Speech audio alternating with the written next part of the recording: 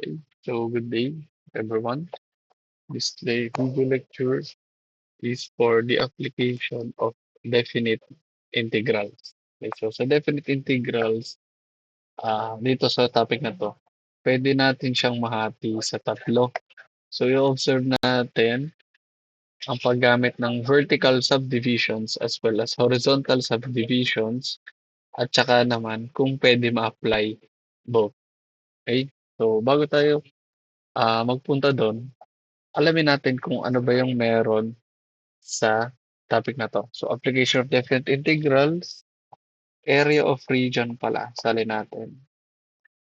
Area of region bounded by curve,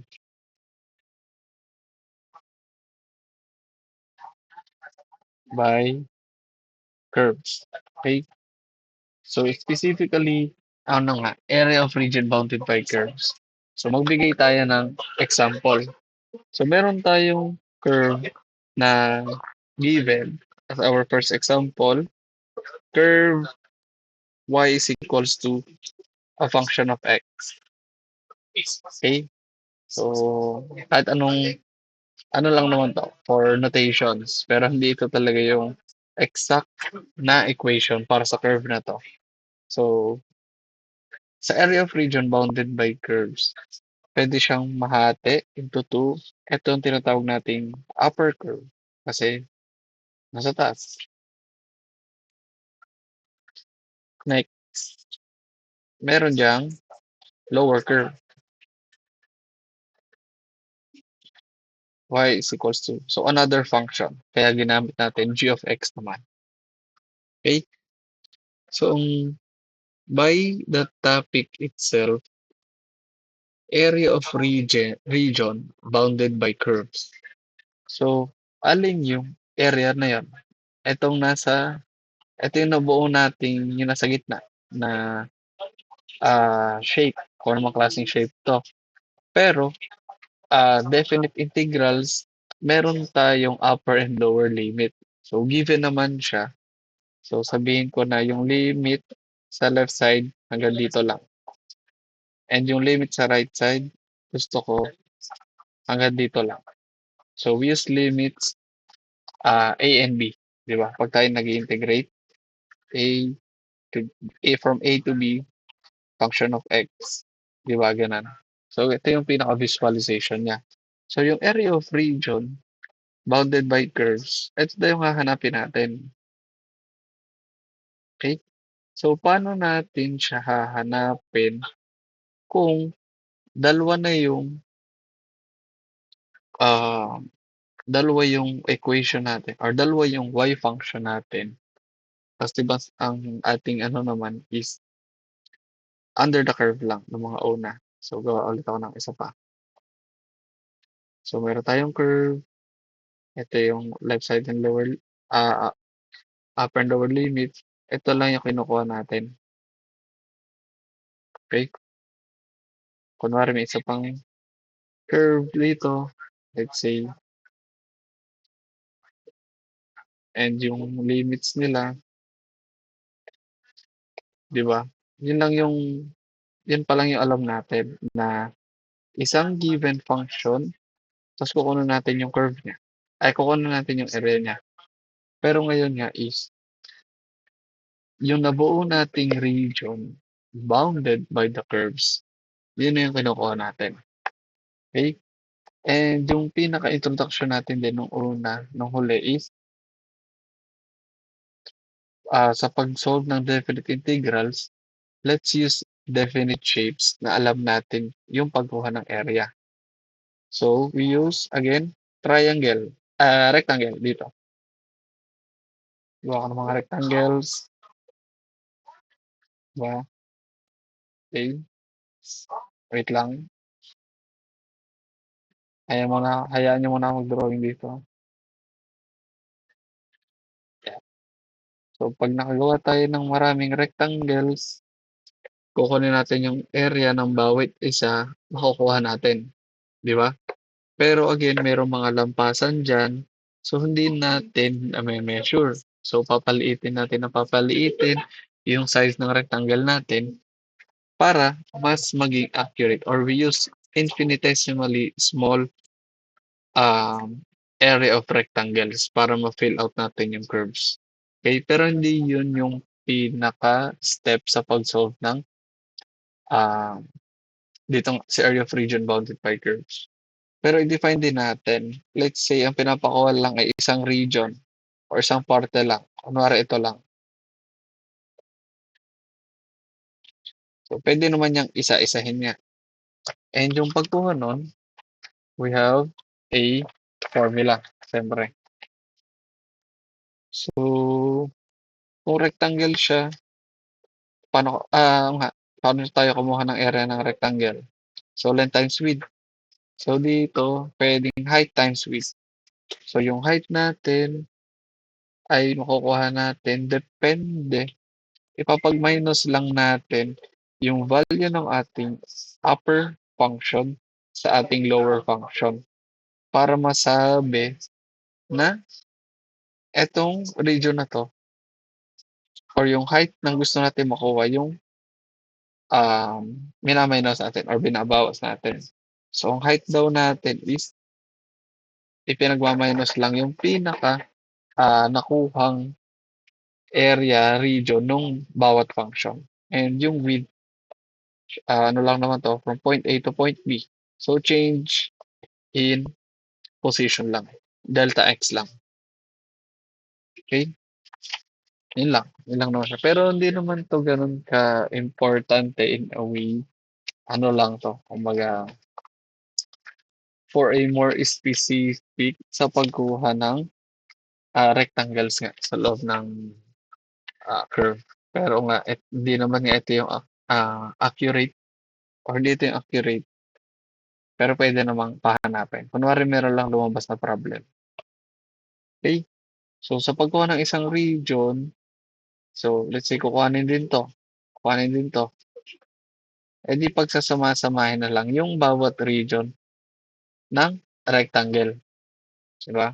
Kaya natin nabuo yung pinaka-formula natin nung una. So, balikan na lang din natin yung, materials natin nung huli. Pero hindi na natin siya pagtutuunan ng pansin ngayon. Ang gagawin natin ngayon is, direct approach. So, sige gawa na lang ulit ako ng bago. Gawin ko lang ulit yung curve natin na merong regions. Curve A, f of x, y is equals to g of x. Ito yung limits hanggang dito lang. A and B. Shade na natin para maganda, para ma-visualize. Okay. So, sinasabi na kapag continuous or walang putol yung nabuo natin na region, ibig sabihin nun, mas maganda na gamitin ang value of infinite or infinitesimally small rectangles. So, by that definition, makakabuo tayo ng general working formula na ang area of region natin is the integral from A to B f of x minus g of x lang dx. Okay? So, si f of x, ang ating upper curve. Gawa tayo ng legend dito. Si g of x, ang ating lower curve. Si a, ang ating lower limit. At si b, ang ating upper limit.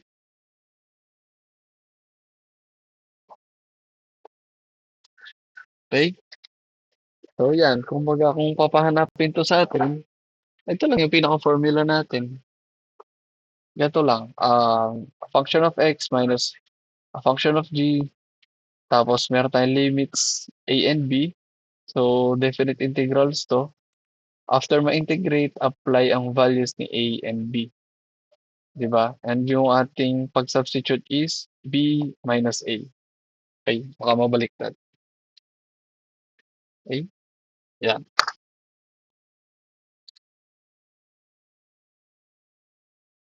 Okay, guys, sige. Gawa na natin ulit ng example. Yan, hanggang matapos 'tong page na 'to.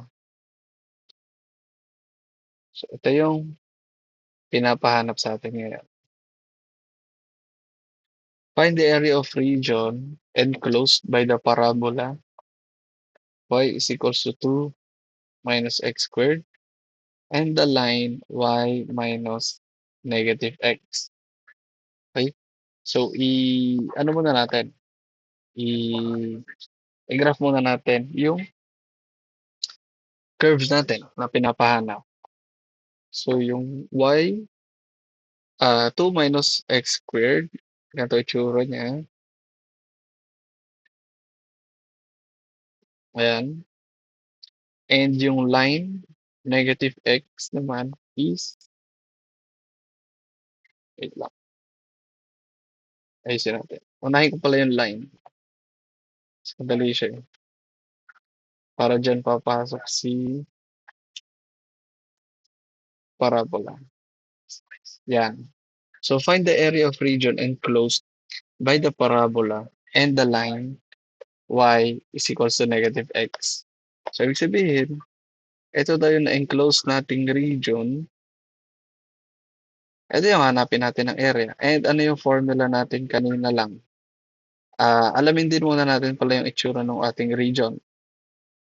So, wala siyang butas. Pasok naman siya sa dalawang curve natin. So, pwede natin gamitin yung ating general working formula. And ito mismo, specifically, ang ginagamit natin dito ay vertical subdivisions. Okay? So, nagkukunwari tayo na merong infinitesimally small number of rectangles dito. So, vertical yung orientation niya.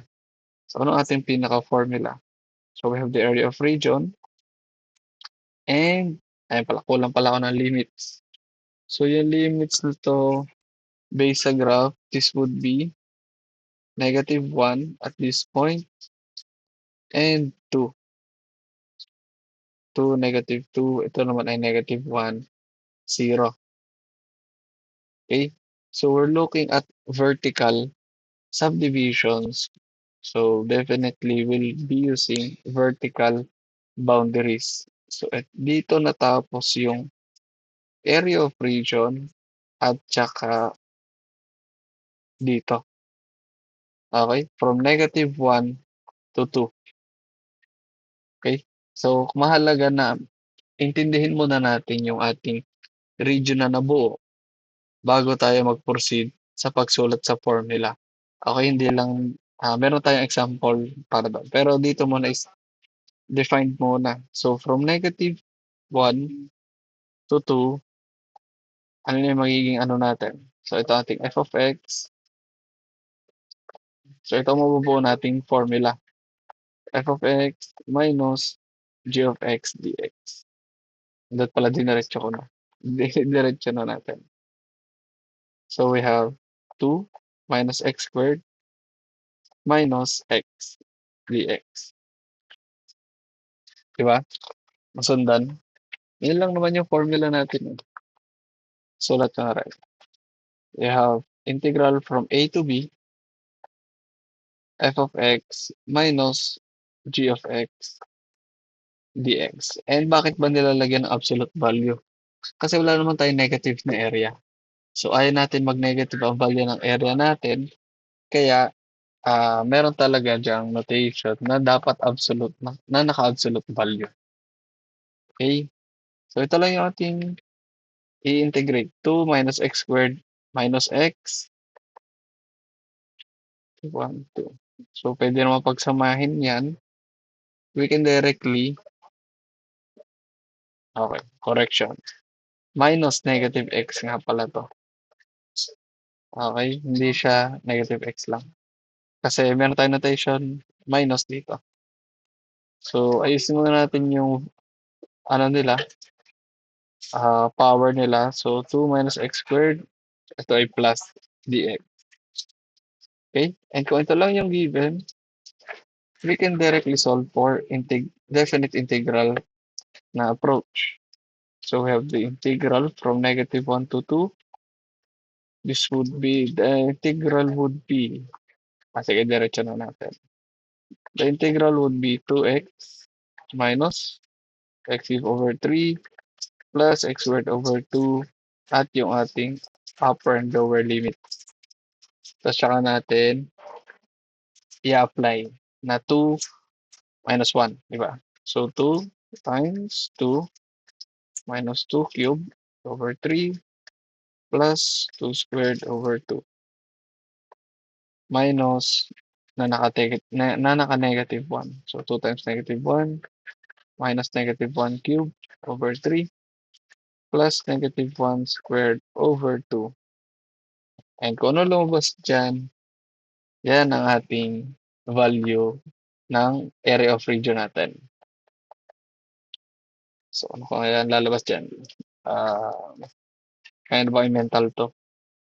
Sige, isa pa. So, 4 should be 8 over 3 plus 4 over 2.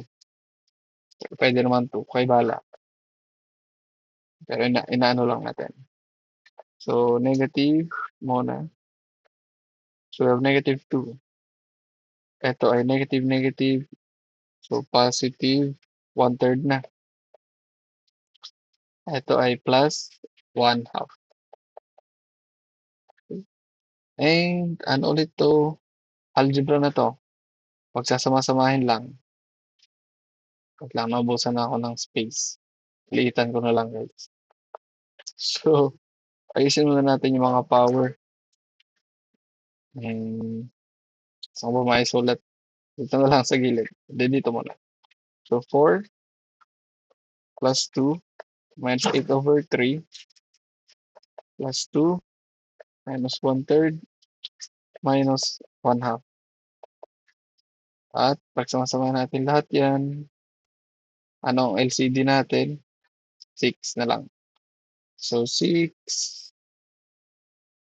divide 1 ay 6 plus times 4. So, 24 plus 12 minus 16 plus 12 minus 2 minus 3. So, 12 plus 12, 48 minus na to. 48 minus 15, 20. Tama ba ang aking math? 24 plus 12 minus 8. 12 plus 12, 24. 48. 16 minus 2. -18, -21. And ang lumabas is 27 over 6 na pwedeng 9 over 2. So, 9 over 2 units, kung namang unit. Pero wala naman tayong unit kung meter or millimeter squared, inches squared. So, 9 over 2 units na lang muna. Depende kung anong units ang sinabi. Pero ayan, nakuha natin yung pinaka-area ng region na yun. Di ba? Using definite integrals. Okay? So, ganun natin siya gamitin. Nuggets? So, next example tayo pa. Okay. So, tuloy natin. Okay. Okay. So, yung next example natin, find the area of region. Wait lang. Gawa muna akong ano.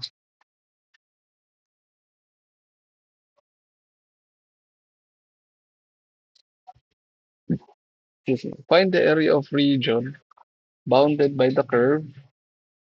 So, ang above limit or ang upper curve natin, 2e raised to negative x plus x, upper curve. Lower curve natin, e raised to x over 2. And yung limits natin, x is to 0 at x is equal to 1. Okay? So, i-ano muna natin to. Ipakita yung curve or ipakita yung region na mabubuo natin. So, sa ating upper curve, which is this one, ganito lang yung itsura ng curve na yan. Hindi ganun. Wait lang. Bawas. Yan. Parang pababa lang siya ng konti. And yung lower curve natin, lagyan muna lang din natin ang limit. Ito ay 0, ito ay 1. Yung ating isang limit is pataas naman.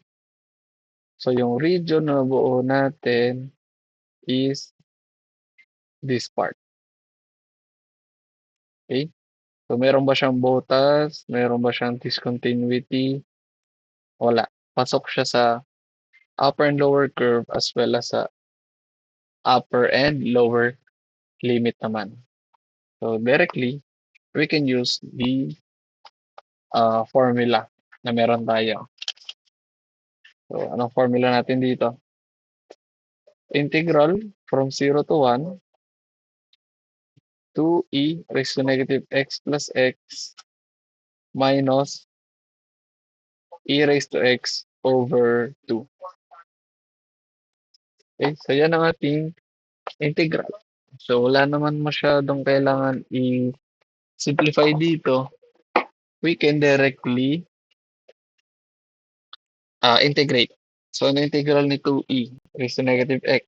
Si 2, ilalabas lang yan. So negative, e raised to negative x, magkakaroon tayo ng negative 2e raised to negative x plus x squared over 2. So dito naman, si 1 half ilalabas, edi si e raised to x lang ulit matitira. And yung ating upper and lower limits. Okay? And yung process natin, so 1 minus 0. Negative 2 e raised to negative 1 plus 1 squared over 2 is 1 half e raised to 1 minus ng naka-0. Negative 2e raised to negative 0 plus 0 squared over 2 minus 1 half e raised to 0. Okay? Then simplify nyo. Anong simplify niyan? Ano lang pwede pa mo-simplify. Ito namang 1 half or 1 squared over 2. So 1 half na yan. Ito raised to 0, makakancel. So 2 ang matitira. Ito din. Mawawala yan. Kasi magiging 1 raised to 0 eh. So, sumasamahin natin. Ang merong letter E. Ito kasi nasa baba. O i-rewrite natin. 2 over E plus 1 half minus 1 half e raised to 1. So, plus 2 plus 1 half. So, ito magiging 1. Kasi negative 2 over E. So, 1 half plus 1 half plus 2 ay 3 minus E over 2. Yan. So, ito yung units mo. Ito yung area pala. Kasi hindi naman natin alam yung value ni E, di ba? Or ina-assume natin na hindi natin kabisado kasi meron siyang definite value. So we use this equation na equation na sagot dito. Yun yung area ng region natin na buo dito. Okay? Pero kung meron tayong calcu, 0.9051 units ang area nating nakuha. Okay? So, ganun lang. Ganun lang ano, sino ba to? Si vertical subdivisions. So, vertical naman madalas or yung pinaka-common na lagi na natuturo. So, ganun lang siya. Ay, paulit-ulit lang. Kung anong mabuo ng curve, edi yan lang. So, mag-try naman tayo mag-solve ng naka-horizontal. So, let's proceed to horizontal subdivisions.